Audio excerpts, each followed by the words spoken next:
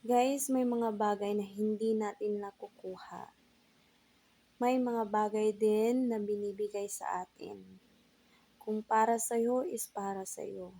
Siguro hindi mo yun nakuha yung mga inaasam mo sa buhay mo sapagkat may nakalaan sa'yo na mas maganda at prepare ka ni God para doon. So, wag kang mawalan ng pag-asa dahil hindi lahat ng gusto mo ay natutupad sapagkat minsan ay hindi yon natutuloy. Isipin mo na may nakalaan para sa'yo na may mas magandang tatahakin sa buhay mo. And take note guys, magdasal ka lang always. At magpasalamat kahit na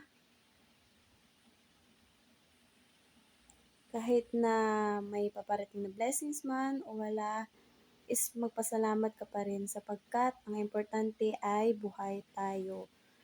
At patuloy tayo na nandito sa mundong ito. So guys, isa lang masasabi ko guys. So,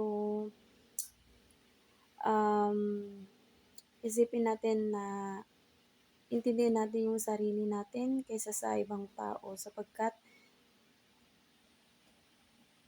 tayo ay may sariling buhay at meron din silang sariling buhay na tatahakin.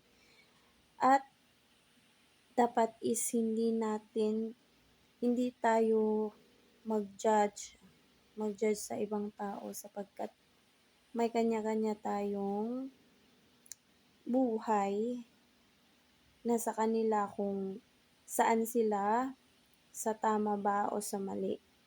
At nasa huli rin ang pagsisisi. Lahat po tayo ay hindi perfect.